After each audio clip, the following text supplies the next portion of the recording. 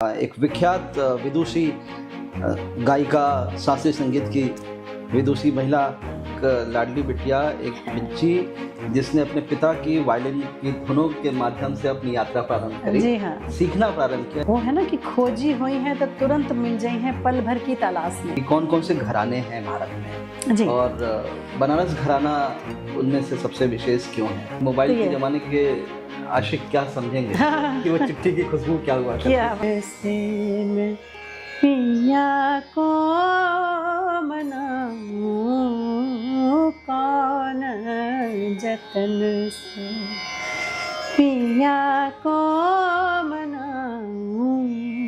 से आपका बहुत बहुत स्वागत। मैं डॉक्टर पंकज कुमार मिश्रा, फ्यूचर विश्वविद्यालय प्रांगण से प्रो वाइस चांसलर की कैपेसिटी में आप सभी का स्वागत करता हूं।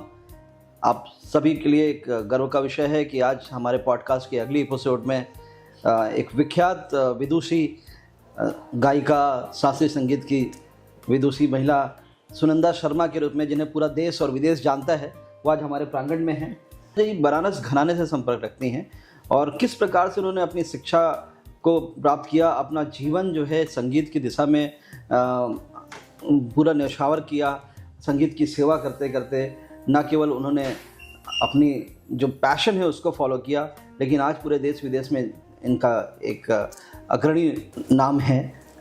दर्शकों, मैं आपको बताना चाह रहा था कि विदुषी सुनंदा शर्मा जी एक हस्ती के रूप में और अपने आप को एक टॉर्च बीयर के रूप में बनारस घराना के स्थापित कर चुकी हैं। आज हम इनसे बहुत सारी बातें सीखेंगे, बहुत सारी चर्चा करेंगे। मैडम, मैं आपसे जानना चाहूँगा कि अपने प्रारंभिक जो संगीत के प्रति आपका जो लगाव था, आप कैसे एक लाडली बिटिया से आज संगीत के इतने बड़े मुकाम को हासिल किया आपने, और किस प्रकार से आपने अपनी तालीम हासिल करी, कैसे बनारस घराने पर पहुँचे, आपकी खुद की यात्रा आपके शब्दों में आपसे जानना चाहेंगे ma'am. Thank you Pankaj ji, बहुत प्यारा शब्द कहा, लाडली बिटिया। एक्चुअली यहीं से ही मेरा शुरू हुआ। मेरा जन्म हिमाचल में हुआ, पठानकोट के पास, और मेरे पहले गुरु मेरे पिताजी, तो उनकी मैं लाडली बिटिया तो रही, लेकिन घर में संगीत का माहौल था। मेरे पिताजी वायलिनिस्ट थे और दिन रात संगीत सुनते सुनते कानों में पड़ा, और मुझे उन्होंने खेल खेल में ही ऐसे संगीत सिखाना शुरू किया। वाह, क्या बात। और मुझे लगा कि सारे बच्चे ही ऐसे करते होंगे। जी। लेकिन जब मुझे मेरे दादाजी से हर कंपोजिशन पे इनाम मिलना शुरू हुआ, तो मुझे और रुचि शुरू हो गई कि 4-5 साल का बच्चा, जी, उसका अट्रैक्शन यही है। फिर धीरे धीरे जब मैं क्लास 5 या 6 में थी, तो मुझे बहुत ज़्यादा इंटरेस्ट हुआ कि मैं क्लासिकल म्यूज़िक को ठीक से सीखूं। तो फिर मैं सुबह शाम रियाज करना शुरू हो गया। इसी तरह मैं एक बच्चे से साधिका के रूप में होती चली गई, बस ये कह सकते हैं आप। बहुत अच्छी बात आपने बताई कि एक लाडली बिटिया, एक बच्ची जिसने अपने पिता की वायलिन की धुनों के माध्यम से अपनी यात्रा प्रारंभ करी। जी हाँ, सीखना प्रारंभ किया, एक प्रेरणा लिया, और प्रेरणा लेकर के आगे एक साधिका के रूप में, और जो साधना करी, जो कई बार संगीत में कहते हैं रियाज करना, साधना करना। हाँ। बस उसी की कमी है जो आज मैं समझता हूँ कि हमारी जो युवा पीढ़ी है वो साधना करने में और तपस्या करने में कहीं ना कहीं पीछे रह जाती है। इसके लिए मैं ये कहना चाहूँगी, कोई भी फील्ड हो, चाहे आप डॉक्टर हैं या एआई है, कुछ भी है, अगर आपको एक्सीलेंट बनना है तो थाउजेंड्स ऑफ आवर्स आपको डिवोट करने पड़ेंगे उस स्पेशल किसी भी चीज़ को, चाहे वो म्यूज़िक है, चाहे वो साहित्य है, चाहे वो साइंटिस्ट आप हैं। तो जब तक आप दीवाने नहीं हो जाएंगे, जब तक वो आपके दिन रात की दिनचर्या में ऐसा नहीं कि आप बैठे हैं तभी म्यूज़िक का अभ्यास करें, जब हर चीज़ में म्यूज़िक दिखने लगेगा, वो दीवाना बार आप जब उस चीज़ को सीखने शुरू करते हैं प्रकृति से, गुणी जनों से, तो वो तब वो साधना दिन रात की हो जाती है, तभी आप उसमें एक्सीलेंट हो सकते हैं। उसके लिए एनवायरनमेंट वैसा मिलना बड़ा इम्पॉर्टेंट होता है। और आज की पीढ़ी में भी ऐसे लोग हैं, ऐसे बच्चे हैं जो कि बहुत इंटेलिजेंट हैं, बहुत शार्प हैं, उनके पास बहुत साधन है। आपने एक बार एक प्रकार से मेरे मुंह की बात छीन ली। जी। सनातन में कई बार वर्णन है, जब आप शास्त्रों को पढ़ते हैं, जी हाँ, कि एक फलाने ऋषि मुनि थे, हाँ, उन्होंने तपस्या करना प्रारंभ किया और 10,000 साल की तपस्या करी, पूरा शरीर जो है दिमक लग गया, मिट्टी में दब गया, और उसके बाद भी उनकी तपस्या जारी रही, और एक दिन ईश्वर प्रकट हुए और ईश्वर ने कहा कि मांगो, क्या मांगते हो। तो उन्होंने अपनी जो भी डिमांड रखी, जो भी अपनी मन की ख्वाहिश रखी, ईश्वर के पास एक शब्द था, तथास्तु। हाँ। ईश्वर आज भी है, वो शक्ति आज भी है, चाहे उसे हम अलग अलग रूपों से जानते हैं, चाहे हम उसे ईसा मसीह के रूप में जानते हैं, चाहे उसे अल्लाह मियाँ के नाम से जानते हैं, गॉड ऑलमाइटी, अपने चाहे कन्हैया के रूप में, राम के रूप में, जिस रूप में भी आप पूछते हैं, मुझे लगता है आज भी ईश्वर को तथास्तु कहने में देर नहीं लगती। हाँ। देर लगती है उस साधना तक पहुंचने में, राइट। हाँ। और जो साधना है, जैसे आपने बात बताई कि डॉक्टरी का पेशा हो, इंजीनियरिंग का पेशा हो, कुछ भी हो, किस भी पेशा में हो, कई ऐसे डॉक्टर हैं जो दिन भर में मक्खियों की आबादी कम करते हैं। हाँ। और कुछ ऐसे डॉक्टर भी हैं जिनकी 3-3 महीने 6-6 महीने की डेट नहीं मिलती आपको, उनके पास समय लेना पड़ता है, तब जाके आपको समय। इतने सारे पेशेंट हैं उनके पास में, उनका कैलेंडर बुक है 3 महीने का। ऐसे भी चिकित्सक हैं, ऐसे भी इंजीनियर हैं, ऐसे भी डॉक्टर हैं। और मुझे लगता है कि हमारे छात्र छात्रों को ये सीखने की आवश्यकता है, इस युवा पीढ़ी को सीखने की आवश्यकता है कि आज भी ईश्वर है जो तथास्तु कहेगा। आवश्यकता है साधना की, और साधना से वापस चलते हैं साधिका की तरफ फिर से। हाँ, साधना जो है वो है ना कि खोजी हुई है तो तुरंत मिल जाई हैं पल भर की तलाश में। क्या बात? तो अगर आप खोजी हैं जी। तो साधना तभी होगी। साधना हम थोप नहीं सकते, हम अपने बच्चे को नहीं बोल सकते कि भैया 8 घंटे तुम साधना करो। बिल्कुल। तो ये जो खोजी होता है, तो मैं अगर अपनी बात कहूँ, हिमाचल में प्रकृति बहुत सुंदर है। तो जब मैंने रियाज करना शुरू किया, और मेरा जो अपना पर्सनल अनुभव है, मैं ऊपर का कमरा मेरा था और बरामदा है। अच्छा। तो मैं सुबह ना 5 बजे 4 बजे उठ के रियाज करती रही। तो सुबह 5 बजे मैं देखती थी कि एक चिड़िया आती थी, वो बैठ जाती थी। अच्छा। सुनने। हाँ। अच्छा। आती थी, चा ऐसे चहचहाती थी। अरे वाह। तो मैंने 1 दिन आई, 2 दिन आई, 3 दिन आई, मैंने कहा वाह। तो आपको ना प्रकृति भी प्रेरणा देने लगती है।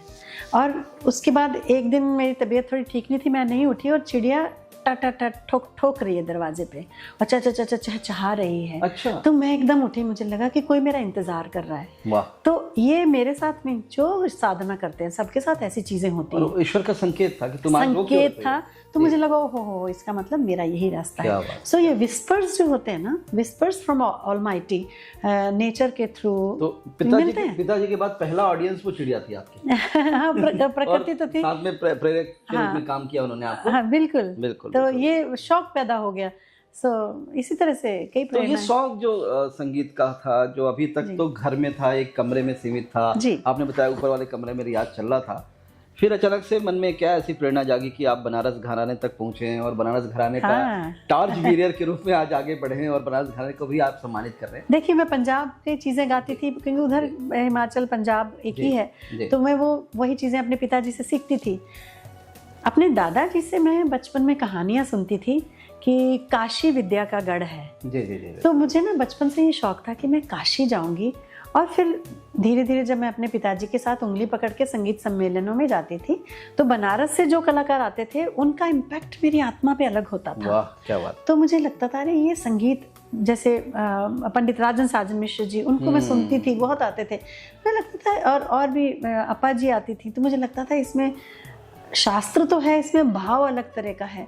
तो बाद में मुझे पता लगा कि बनारस और काशी एक ही जगह है। अच्छा। तो मैंने ना वहाँ पहाड़ों में, समझ लीजिए, बैठ के दिन रात यही प्रार्थना करती थी, एक दिन बनारस घराना सीखूंगी। क्या बात। और कैसे हो ये मालूम नहीं था। हाँ। तो एक बार मैं संगीत के लिए प्रस्तुति करने में जालंधर में एक हरिवल्लभ संगीत सम्मेलन होता है। अच्छा। वहाँ गाने के लिए गई थी। तो मुझे कहा गया कि अपनी श्रीमती गिरजा देवी जी के साथ तानपुरे पे आप बैठिए। अच्छा। तो उनसे जो मिली, तो उन्होंने मुझे बोला, बेटी गाती हो तो कुछ सुनाओ। तो मैंने सुनाया राग अहीर भैरव थोड़ा सा।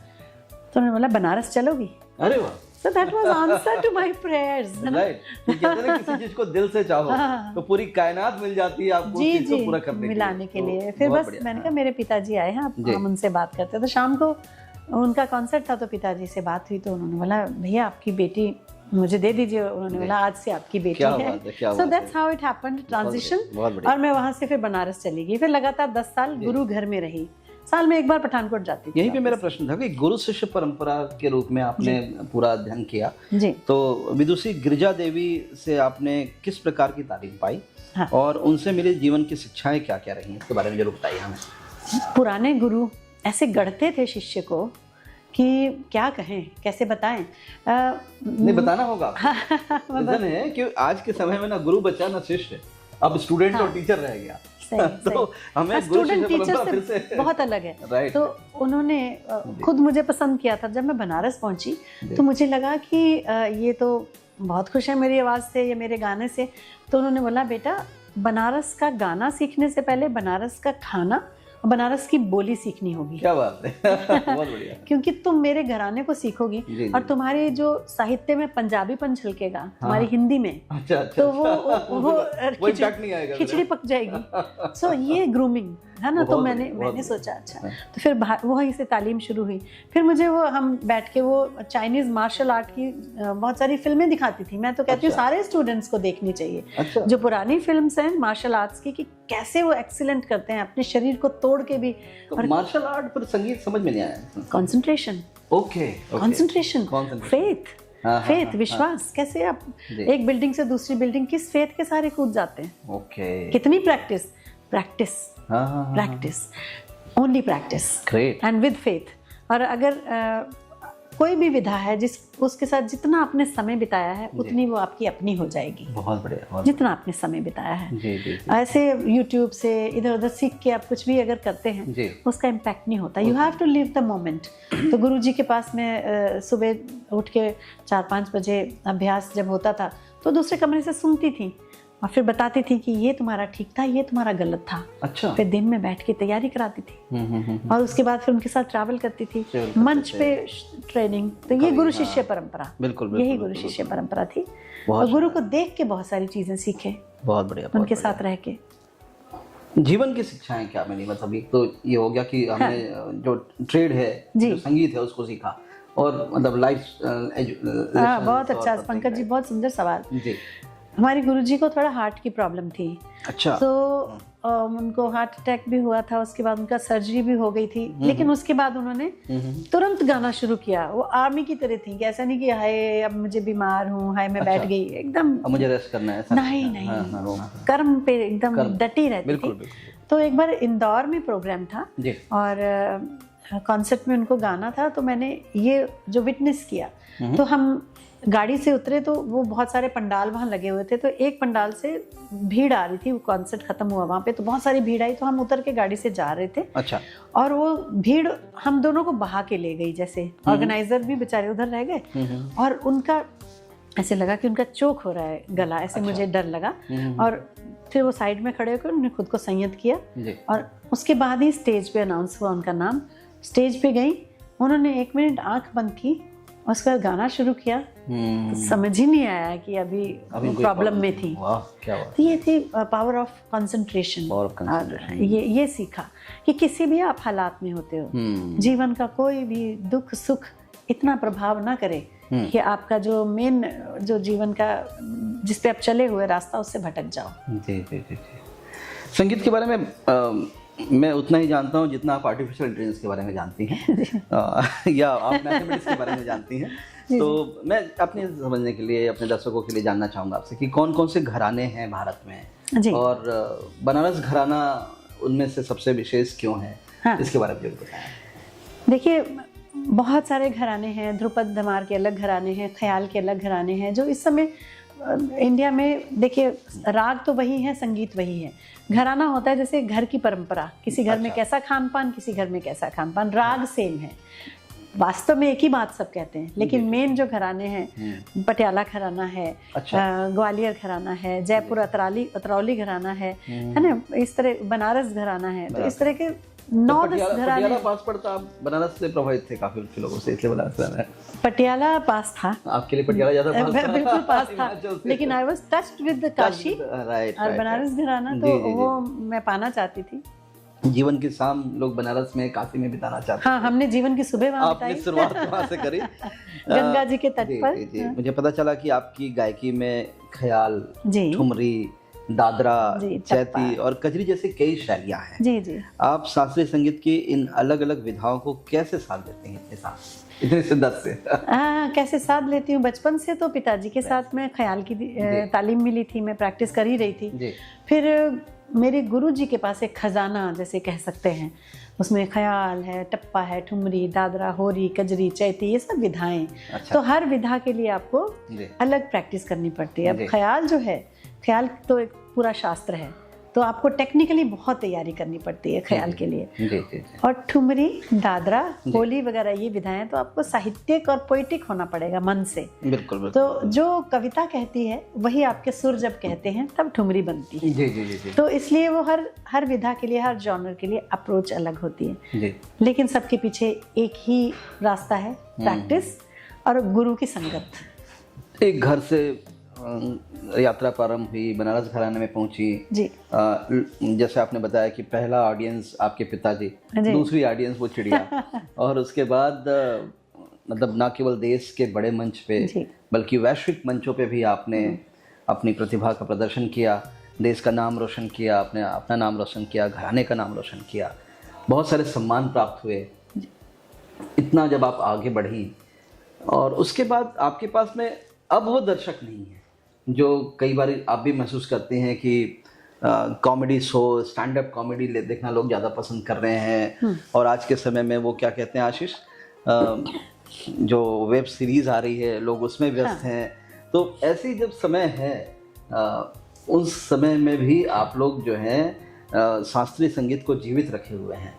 तो ये जो पारंपरिक ज्ञान है, ट्रेडिशनल जो सॉन्ग है, क्लासिकल सॉन्ग है, और जो आपका जो ऑडियंस है बिल्कुल मॉडर्न ख्यालातों वाला ऑडियंस है, उसको कैसे आप मैनेज करती हैं, कैसे उसको? देखिए, क्लासिकल म्यूजिक जो है इसके लिए शुरू से उतनी ही ऑडियंस रही है। जैसे आप समझ लीजिए असली हीरे की शॉप पे कितने लोग होंगे और इमिटेशन की वहाँ पे कितने लोग होंगे। बहुत शानदार, बहुत शानदार। तो उनकी ऑडियंस अपने फिक्स है क्लासिक। और हैरानी होगी आपको कि दिल्ली में अब कॉन्सर्ट्स होते हैं या बॉम्बे में, कहीं भी, बड़े बड़े बनारस में, कहीं भी ज़्यादा तादाद में आपको अब यंग लोग मिलते हैं उसमें। बिल्कुल यंग लोग मिलते हैं।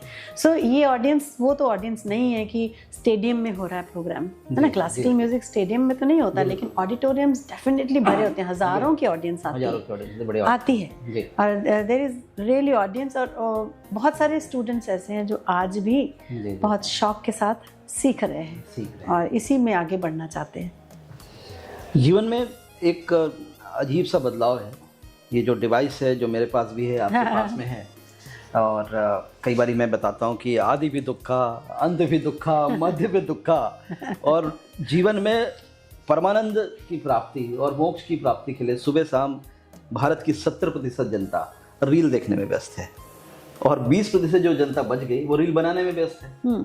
तो ऐसे समय में जो अल्टीमेटली जो सुख की तलाश, इंस्टेंट ग्रेटिफिकेशन के लिए जो हम रील देख रहे हैं, उस समय में भी आपने शास्त्रीय संगीत को जीवित रखा। और जो स्ट्रेस है, कई बार जीवन में तनाव होता है और आपके संगीत को सुन के बड़ा आनंद और बड़ा शांति लोग महसूस करते हैं। स्ट्रेस मैनेजमेंट में भी क्या संगीत को हम ले सकते हैं, कैसे काम कर सकते हैं? अभी मेरा कॉन्सर्ट हुआ आपके यहाँ, आयुर्वेद के डॉक्टर्स बैठे थे ना, सारे बच्चे बैठे थे, उनसे वही बात हुई मेरी कि जैसे आप चिकित्सा कर रहे हैं, है ना, एक पद्धति है आपकी जो कि एलोपैथी से अलग है। उसी तरह कुछ ने बोला कि मैं बहुत स्ट्रेस में था और मुझे लगा कि मैं शांत हो गया। दे एक्सपीरियंस्ड इट। तो क्या होता है कि जब दुनिया का इतना स्ट्रेस है, अब जब इंडियन क्लासिकल म्यूजिक है, कॉन्सेंट्रेट करके आप एक एक स्वर लगाते हैं। मैं अगर आनंद का अनुभव कर रही हूँ, सामने वाला जरूर आनंद अनुभव करेगा। आपके सामने कोई गुस्से वाला आदमी बैठ जाएगा ना, वाइब्रेशन बिगड़ जाएगी। बिल्कुल बिल्कुल। तो आप भी गुस्से में आने लगेंगे, आप भी तकलीफ में आने लगेंगे। तो क्लासिकल म्यूजिक जो स्वयं जो आर्टिस्ट है, जब वो मंच पर आता है तो वो एक राग के उसमें चला जाता है। बिल्कुल बिल्कुल, है ना। तो वो स्वयं उस आनंद में होता है। फिर जो स्वर निकलते हैं साधना के, तो उससे डेफिनेटली वो सामने वाला जुड़ता है। और आपको अगर नींद नहीं आ रही है तो सुनिए ना, आप इंडियन क्लासिकल इंस्ट्रूमेंट सुनिए, वोकल सुनिए, डेफिनेटली आपको सूदिंग लगेगा। So it's a soothing music जो कि आनंद देता है। तो और बहुत सारे म्यूजिक हैं जो एक्साइटमेंट, हम पार्टी में डांस करते हैं, बढ़ती जाती है एक्साइटमेंट, बाद में क्या होता है आपकी एनर्जी बर्न हो गई। लेकिन क्लासिकल म्यूजिक जब आप एक्सपीरियंस करके देखिए, जितना सुनते जाएंगे उतना आनंद आपको आता जाता है और आनंद कभी खत्म नहीं होता। क्या बात, ये फर्क है। वो है एक्चुअल आनंद। जी जी। जो रील वाला जो आनंद है वो इंस्टेंट ग्रेटिफिकेशन। जो रील की बात है, जी, इट्स अ चैलेंज। जब हम कर रहे थे संगीत साधना तो हमारे पास ऐसा कुछ नहीं था, ना फोन्स थे, ना रील थी। आज अपने बच्चों को सिखाने के लिए हमें बहुत मुश्किल हो रही है। जी, बिल्कुल। और ज़्यादातर लोग तभी छोड़ते हैं फ़ोन जब उनके सर में दर्द शुरू हो गया या आंखों से पानी निकलना शुरू हो गया। बिल्कुल। So I think I will suggest कि एक तो ऐसा हो जाए कि ये सब 1-2 दिन बंद करें, बीच में एक दिन बंद करें। कई देशों में डिजिटल डिटॉक्सिफिकेशन के लिए कैंप लग रहे हैं और वो 10 दिन के लिए मोबाइलों को बंद करके आपके कमरे में रख देंगे, एक स्थान पे रख देंगे, और उसको आनंद करिए, खेलिए, बैडमिंटन खेलिए, कैरम खेलिए, लेकिन मोबाइल नहीं छुएंगे आप। देखिए कोई इसे डिजिटल डिटॉक्सिफिकेशन का नाम दिया गया। बहुत अच्छा। और इसको अगर हम अच्छे चीज़ के लिए यूज़ करें तो ये एक मैजिक है। आज हम अमेरिका में बैठे, कोई इंसान है, उसकी खबर लेनी है अपने बच्चे की, अपने माता पिता की, एक मैसेज आप भेज सकते हैं, तुरंत वहाँ पहुँचेगा। पहले चिट्ठी का इंतजार करते रहते थे, बिल्कुल, कोई जिंदा है नहीं पता भी नहीं चलता था। अब ये कितना अच्छा है, लेकिन इतना हावी ना कर ले कि हम अपना ही चीज़ को नष्ट कर दे। मोबाइल के जमाने के आशिक क्या समझेंगे कि वो चिट्ठी की खुशबू क्या हुआ करती क्या बात है। चिट्ठी आई है, संदेशे आते हैं, कैसे शानदार गीत हमने क्या प्रोसेस था वो कि है ना, एक संदेश भेज रहे हैं उस पे, उस चिट्ठी को ताउम्र संभाल के रखते थे, है ना। वो भी एक समय था। कोई ऐसी आपको अविस्मरणीय घटना आपके जीवन में, आपके परफॉर्मेंस के दौरान या किसी मंच में, किसी बड़े मंच में, जिसे आप कहते हैं कि यार ये तो भूली नहीं जाएगी, कोई बढ़िया ऐसी कोई बात आप शेयर करना चाहें? एक बार मैं बेल्जियम में, मेरा कॉन्सर्ट था, वर्ल्ड म्यूजिक फेस्टिवल था। ग्रेट। तो उसमें बहुत बड़े बड़े टेंट्स लगे हुए थे। अच्छा। तो एक जगह अफ्रीका का म्यूजिक था और वो बहुत हैवी डांसर्स, और बहुत अच्छा उनका डांस और ग्रूव और रिदम इतना अच्छा होता है, तो लोग डांस कर रहे थे। और एक जगह अलग अलग वर्ल्ड के म्यूजिक थे। अच्छा। उसमें हमारे टेंट में भी बहुत थाउजेंड्स लोग थे, तो लोगों के पास ऑप्शन था कि वो कहाँ जाएं। तो उसमें आसपास का शोर भी आ रहा था। मुझे उसमें क्लासिकल म्यूजिक गाना था वर्ल्ड म्यूजिक फेस्टिवल में। जी। और मुझे याद है कि मूनलिट नाइट थी और मैंने वहाँ पे बोला कि ये मून जो है, अच्छा, इसको देख के राधा जो कि हीरोइन है, वो शी इज सेइंग कि Krishna you are not here, so ये moonlit night, the beauty of moon is adding to my pain. इतना तो तुम कहाँ हो कृष्णा। सो ये स्टोरी सुना के तो आपने कहा तुम कहाँ हो। हाँ, तो वो मतलब वो जुड़े इससे। और उसके बाद मैंने उनको बोला कि हम आलाप करते हैं जिसमें स्वरों का आवाहन करते हैं और आंख बंद करके सुनिए। और वो सारे लोग माने। और उस ऑडियंस की एक बात है, पिन ड्रॉप साइलेंस करके वो बात सुनते हैं, they will never get up concert के बीच में। तो वो मुझे याद है कि मुझे थोड़ा सा चैलेंज लग रहा था कि यहाँ इतना धूम धड़ाके वाला म्यूजिक हो रहा है और यहाँ क्लासिकल म्यूजिक डाला गया, लेकिन उसकी इतनी शक्ति, इतना पावर, तबला बज रहा था इतना अच्छा, और सारंगी थी, हारमोनियम था, ऐसा इम्पैक्ट था कि लोगों ने सुना। और मुझे तब लगा कि हम we should never underestimate our music, classical music. Naturally किसी प्रकार की प्रयोग की आवश्यकता आप महसूस करती हैं क्या? जो प्रयोग मुझे लगता है कि एक समय थे जो बड़े प्रतिष्ठित हिंदी के कवि हुआ करते थे और वो मंच पे जा करके अपनी कविता पाठ करते थे, तो जो कवि होता था कई बार आप उसको देखते थे तो वो एक खराब सी शर्ट पहना है, पुरानी सी पैंट पहना है, एक झोला लटकाए हैं, हुआ है, बाल लंबे हैं। कवि की छवि ऐसी थी। उसने प्रश्न पूछा कि आपके कितने बच्चे हैं? तो उन्होंने कहा जी 3 बेटे थे। बोले 3 बेटे थे मतलब? बोले एक कवि बन गया। तो एक वो समय था। और अभी वर्तमान के कुछ युवा कवि आए जिनमें सबसे शीर्ष में अगर नाम लें तो श्री कुमार विश्वास जी का, उनका बड़ा फैन हूँ मैं। कुमार जी ने एक प्रयोग किया कि जिस भाषा में युवा समझता है, जो भाषा वो कहता है, उस भाषा में उन्होंने कविता का पाठ किया और शुरुआत करी शायद कई गीतों से। कोई दीवाना कहता है, बड़ा उनका फेमस हुआ। क्या इस प्रकार के प्रयोग शास्त्रीय संगीत की में करने की आवश्यकता है, आप महसूस करती हैं, जिससे वो जनमानस तक पहुँचे और जो हीरे को देखने वाली जो थोड़ी सी भीड़ है उससे वो युवाओं तक और आगे बढ़े क्लासिकल के लिए? कोई ऐसा प्रयोग महसूस करती हैं आप? प्रयोग हर आर्टिस्ट कर भी रहा है। हाँ, अच्छा। हर आर्टिस्ट जो एक लेवल पे पहुंचा है वो डेफिनेटली ये प्रयोग कर रहा है जी। मेरे जीवन का, और ये it happens in your life जी। मेरे जीवन में एक बहुत कठिन समय था। मेरे पिताजी जो कि संगीत मर्मज्ञ, इतने बड़े विद्वान, लेकिन लास्ट जब गए इस दुनिया से तो उनको कैंसर था और लास्ट में बड़ी तकलीफ में थे, तो उनको पेन किलर्स वगैरह तो दिए जाते थे जी। तो पिताजी ने, देखिए गुरु जाते जाते भी सिखाता है और गुरु कभी मरता भी नहीं। तो उन्होंने लिख के मुझे बोला, आलाप राग मेघ। अच्छा। हाँ, तो वो उनको नींद नहीं आ रही थी, तकलीफ में थे। उस समय वो मेघ राग सुन के हाँ, गाना चाहते मेघ थे। तो मैंने राग मेघ आलाप गाया, उनको नींद आ गई इसमें। तो ये मैंने 1-2 महीने थे उनके आखिरी, तो वो लिख देते थे कि आलाप ये राग। तो वो क्योंकि उनको पता था इस राग से मुझे ऐसे राहत मिलेगी, राहत मिलेगी, शांति हाँ, तो मिलेगी। ये और वो प्रयोग 10 क्या से कहें, ये तो हैपन जी, हमारी जी। जिंदगी में हुआ। बिल्कुल बिल्कुल बिल्कुल, तो आपने प्रयोग किया। हाँ, बहुत सारी चीज़ें, मतलब शास्त्रीय संगीत को आप नेचर में गा के देखिए, कहीं बहुत सारी बत्तखें हैं, जरूर आपकी तरफ आएंगी, जी। या कुछ इट हैपेंस Right. कहीं भी। हिंदुस्तानी संगीत और बनारस घराने को आने वाले समय में वर्तमान परिप्रेक्ष्य में कैसे देखती हैं, कैसे वो और आगे बढ़ेगा? हिंदुस्तानी शास्त्रीय संगीत अच्छी ही दिशा में जा रहा है। ऐसा नहीं है कि आज क्यों बहुत सारे शास्त्रीय कलाकार हैं, मेरे पास ऑप्शन है। मैं आई ट्रैवल अ लॉट, मैं जैज़ म्यूजिशियंस के साथ भी काम करती हूँ। I am married in Norway, और मेरे फैमिली इन लॉज नॉर्वे में है। I work with jazz musicians, वहाँ जाती हूँ। लेकिन मैंने दोनों को देखा, मुझे जो संतुष्टि, जो आनंद क्लासिकल म्यूजिक में आता है वहाँ नहीं आता। That's good for a change. Pizza शौक से खाएंगे, बिल्कुल, रोज पिज़्ज़ा खाएंगे तो कैसे होगा? बिल्कुल ठीक। दाल चावल चाहिए ना, दाल चावल तो है ना, चाहिए, क्योंकि वो हमारी अपनी एक खुराक है, और अपना जो अपनी भाषा है, अपना स्टाइल, अपनी हैबिट है, अपनी भाषा है, और अपनी भाषा से जो आप आनंद पाते हैं वो कहीं और नहीं पाते हैं। तो सुनीता जी, आपसे निवेदन है कि अपने अंदाज में कुछ हमें गुनगुना दें, हमारे दर्शकों को कुछ सुना दें, ताकि ये स्मृति विश्वविद्यालय आपके साथ हमेशा सहेज के रखे। जुल को मैं 2 लाइन सुनाती हूँ जी। जी।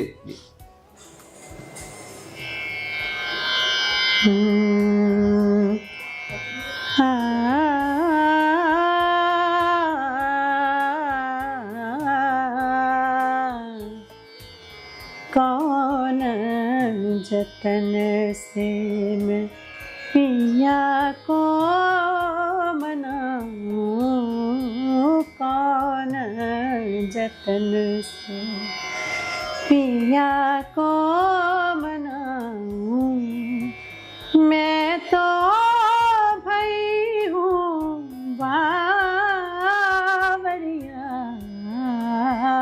कौन जतन से पिया को मनाऊं, ना माने ना माने जियरा घबराए, कैसे सखी मैं, कैसे सखी मैं पिया को रिझाऊं, कौन जतन से मैं पिया को मनाऊं, कौन जतन से। बहुत शानदार, बहुत शानदार, बहुत अच्छा लगा आप हमारे स्टूडियो में आई और आपने इतनी सारी बातें करी हमारे साथ में। जाते जाते बस आपसे अंतिम प्रश्न लेकर के विदा लेंगे जी। जो भी नए बच्चे हैं जो शास्त्रीय संगीत सीखना चाह रहे हैं, उनको क्या संदेश देना चाहेंगे, आप अपने शब्दों में बताएं। जो नए बच्चे हैं उनको तो सबसे पहले शास्त्रीय संगीत या कोई भी संगीत या कोई भी चीज़ में एक्सीलेंट होने के लिए you have to give first. जल्दी से ये ना सोचो कि मुझे मिलेगा क्या, जी, है ना। जितना आप देते जाते हैं, जितना आप गिवर बनते हैं, उतने आपके पास आता जाता है, जी बिल्कुल, है ना। तो ये सोचें कि पेशेंस रखनी पड़ेगी, जी, सबसे बड़ा काम है। अब ध्यान एक शब्द है, इसको अपने जीवन में ढाल लें। ध्यान रखना है, ध्यान हटता है तो दुर्घटना हो जाती है। बिल्कुल। तो अगर आप कोई भी विधा, कोई भी कला, उसकी साधना कर रहे हैं तो ध्यान को आप अपना फोकस्ड रखें। गुरु एक ध्यान पे ही काम करता है, कि जो उस दिन बात कही थी आज याद है, ध्यान 2000 बंदिशें हैं, कंपोजिशंस हैं, डायरी क्यों खोलनी पड़ रही है, ऐसे याद रखो। सही। सो ये सब अपने आप को चैलेंज करना चाहिए, ध्यान पे काम करना क्या चाहिए। बात, क्या बात जी। आप दर्शकों, आप सुन रहे थे, अभी मैं आपको क्रेडिट्स देना चाहूँगा कि हमारे बीच में, हमारे साथ अभी स्टूडियो में हमारे श्री यश उपाध्याय जी जो हैं, हमारे कैमरामैन के रूप में हैं, हमारे वीडियो एडिटर और इस पूरे प्रोग्राम के डायरेक्टर आशीष जी भी हमारे साथ में हैं, और हम पूरी टीम मिल करके, फ्यूचर विश्वविद्यालय की पूरी टीम मिल करके आपको साधुवाद और धन्यवाद ज्ञापित करना चाहते हैं। आपने इतनी शिद्दत के साथ, इतनी सहजता के साथ आपने वो बातें बताई, और उस युग में जहाँ पेशेंस का स्तर इतना कम हो गया है, स्पेशली रील के आने के बाद में। जैसे बताते हैं कि 30 सेकंड की रील होती है, आज उस 30 सेकंड की रील को भी 30 सेकंड पूरा देखने की क्षमता नहीं है हमारे बच्चों में, हमारे युवाओं में, हमारे पुरुषों, हमारे किसी में भी, किसी भी व्यक्ति हर जनरेशन में। तो वो हर जनरेशन जब इतना ज़्यादा अधीर हो गया है, अधैर्य हो गया है, उस बीच में आप क्लासिकल संगीत की एक मशाल लेकर के आप पूरे देश दुनिया में जा रही हैं, देश का नाम रोशन कर रही हैं। ईश्वर करे आपकी वाणी और जो है बढ़िया हो और आपकी जो ताकत है, आपकी जो ऊर्जा है और बढ़े, जिससे आप हमारे देश का नाम शास्त्रीय संगीत में बहुत आगे तक लेकर के जाएं। धन्यवाद। पूरा फ्यूचर विश्वविद्यालय की ओर से हम आपको बहुत शुभकामनाएं देते हैं। बहुत बहुत धन्यवाद। धन्यवाद। राइट।